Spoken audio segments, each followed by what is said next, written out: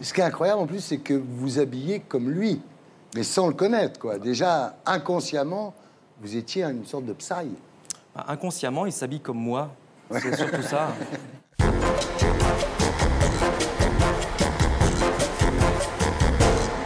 Denis Carrère, bonsoir. Bonsoir.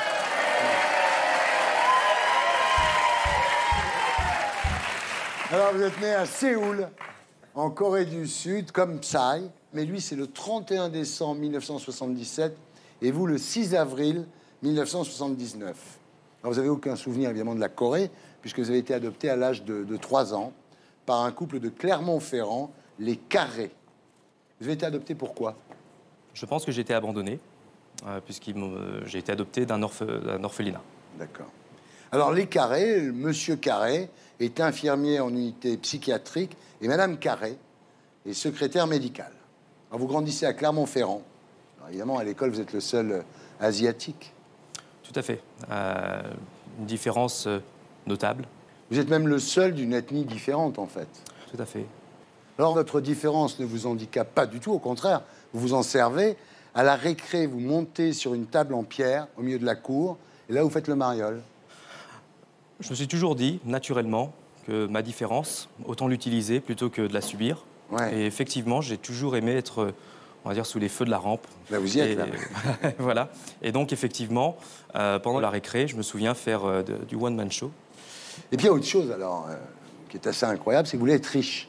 C'est rare, les enfants qui veulent être riches très jeunes. Et il y avait une raison très particulière pour ça. J'ai toujours dit, et je me suis toujours mis dans la tête, je voulais être, à l'époque, on me demandait « qu'est-ce que tu veux faire plus tard ?» Je disais « président de la République », parce que cette personne doit être la plus riche du monde. Ah oui. Et comme ça, je pourrais dire à ma femme qu'elle pourrait avoir le choix de travailler ou pas. À l'âge de 7 ans, vous lancez dans un business de badges à 2 francs pièce et vous les vendez. À l'époque, il y avait ces pins, enfin ces badges jaunes avec le smiley, les 2 points noirs et le sourire. Et ce que je faisais, c'était sur mes cahiers, je dessinais des cercles et j'allais, pendant la récré, demander à mes camarades de dessiner ce qu'ils voulaient. Le soir, je laminais ça avec le scotch gracieusement donné par mon père. Derrière, je mettais un morceau de carton, une épingle à nourrice gracieusement donnée par ma mère. Et le lendemain, je vendais ça 2 francs. Et voilà.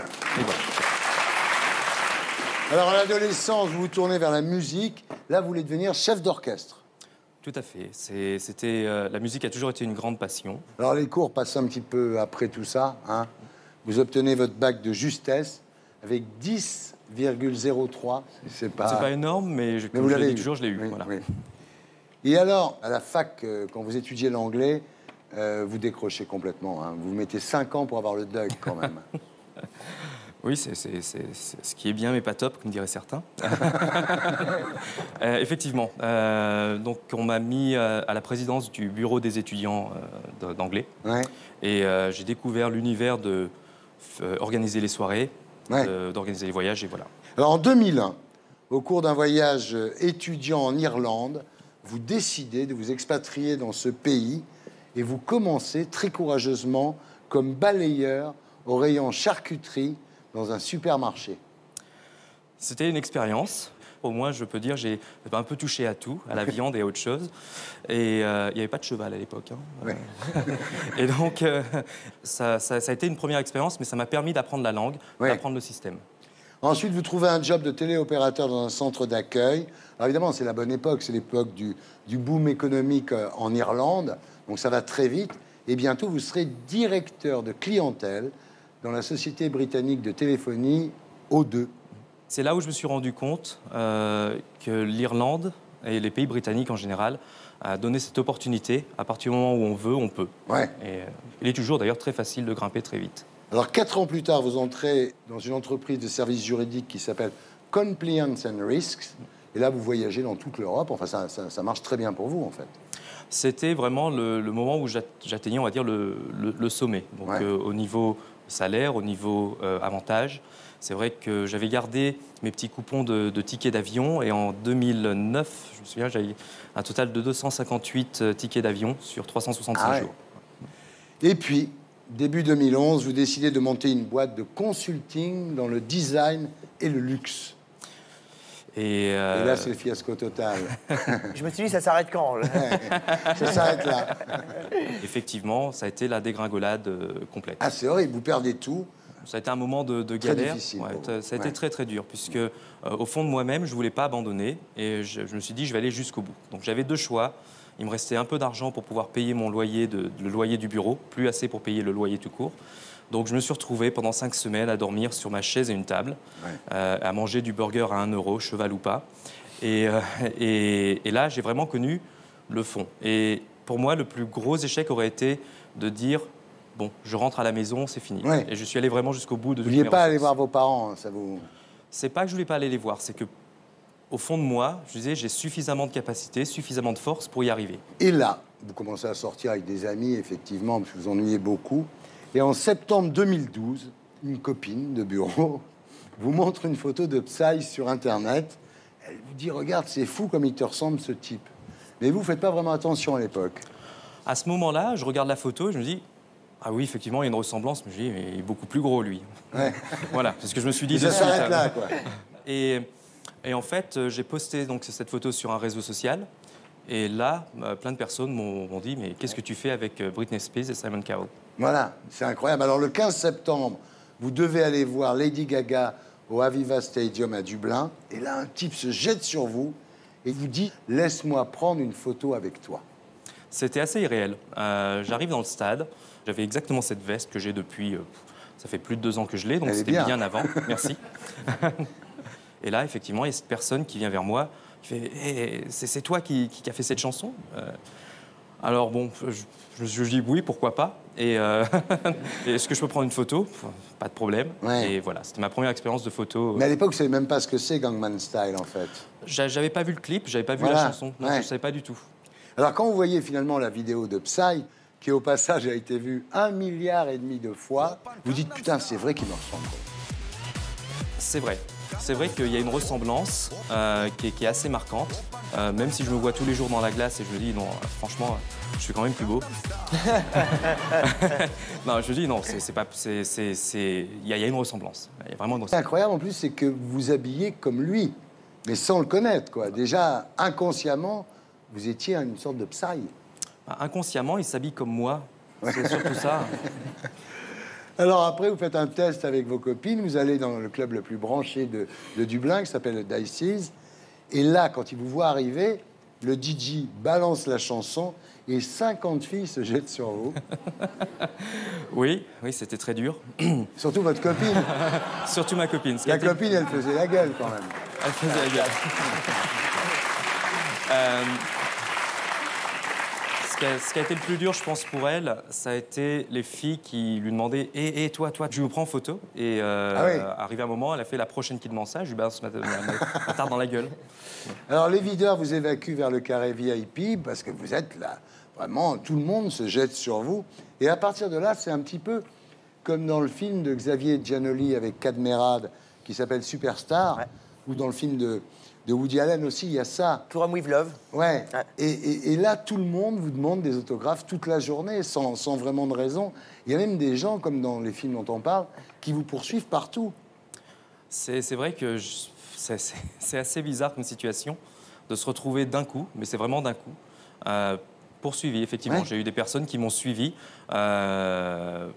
Partout où j'allais, je me baladais sur Grafton Street, qui est la rue principale marchande de Dublin, avec des personnes qui me suivaient en espérant avoir une photo. Ouais. T'en as jamais profité avec les filles? Non. Parce que moi, en tant que sosie de Rachita, ça ne m'apporte rien. Mais est-ce que toi, t'en profites? Alors, vous en parlez à votre père, qui vous conseille de foncer. Il vous dit, écoute, quitte à te faire emmerder dans la rue toute la journée, vas-y. C'est maintenant qu'il y a de l'argent à se faire. Et là, vous envoyez donc une photo de vous à une agence de sosie à Londres. Et les mecs lui répondent, non, c'est votre photo à vous qu'on veut. C'est génial. C'est incroyable. Ça rappelle Chaplin, il y avait une espèce de soirée, une cérémonie des sosies, comme ça. Chaplin, le vrai Charlie Chaplin, il va. Et il y a une trentaine de Chaplin. Et il y va, le vrai, il va. Et il arrive 6e. Ouais. C'est une vraie histoire. Ouais, voilà. Et donc, ils vous signent le contrat, évidemment, tout de suite, quand vous leur dites que c'est vraiment vous, que c'est pas Psy, quoi. Et vous vous retrouvez donc à l'affiche d'une soirée organisé par Samsung. Et là, c'est le début de la gloire. C'est la première fois où on paye le voyage, où on paye l'hôtel, où on paye tout. Et on paye en plus pour faire, entre guillemets, le guignol pendant 3 minutes, prendre des photos avec tout le monde et puis boire après avec tout le monde. Ah oui. Voilà. C'est un bon job. C'est un très bon job, oui. Et alors, le plus drôle, c'est quand vous dites aux gens que vous n'êtes pas le vrai Psy, ils vous disent « Ah, tu dis ça pour qu'on te laisse tranquille ». C'est extraordinaire. Et c'est vrai, j'ai une personne, je me souviens, qui était justement dans cette soirée et qui, en fin de soirée, me fait alors, il y a une rumeur qui court comme quoi vous seriez un sosie. Et on m'avait dit de ne rien dire. Donc, j'ai enlevé mes lunettes. Voilà. J'enlève mes lunettes. Et elle me fait « Oh, mais c'est vraiment toi !» Et les gens vous demandent de montrer votre passeport, en fait. J'ai eu le droit à ça. J'ai eu le droit à ça récemment pendant une Fashion Week à Barcelone, où des personnes m'ont attendu jusqu'à la fin de l'événement. Ils sont venus vers moi prendre des photos et m'ont demandé une photo. Et je leur ai dit, parce que bon, j'en avais un peu ras-le-bol à ce moment-là, je fais « Mais vous savez que je ne suis pas Psy ». Et là, il y a une fille qui me regarde étonnée. Fait, non mais, vous avez un pass VIP, vous êtes forcément Psy. J'ai fait non, je ne suis pas Psy. Fait, vous avez votre passeport avec vous, vous pouvez le prouver. Qu'est-ce que je peux dire face à ça, quoi. Je pouvais rien faire, donc j'ai fait bon. Et puis il y a une personne qui a dit bah, Psy ou pas, je veux une photo avec vous. Voilà. D'accord. Mais moi, on fera une photo ensemble après. D'accord. Alors aujourd'hui, ça marche très bien parce que pour certaines soirées, vous prenez quand même 10 000 €. Hein. Oh. Tu peux racheter la Corée avec ça. Hein. Alors c'est vrai que c'est un changement de vie, tant au niveau du salaire, aussi au train de vie, c'est certain. Mes cachets, grâce à mon agent, ont monté déjà depuis le début. Et voilà. Alors vous rêvez de rencontrer le vrai Psy pour le remercier d'avoir changé votre vie. Effectivement, le changement de vie, c'est une chose, mais il y a aussi je pense qu'il a fait quelque chose de plus que simplement avoir fait un buzz. Parce qu'il a quand même rassemblé des personnes sur une langue que peu de personnes ne parlent ou ne connaissent, même moi je ne la parle pas.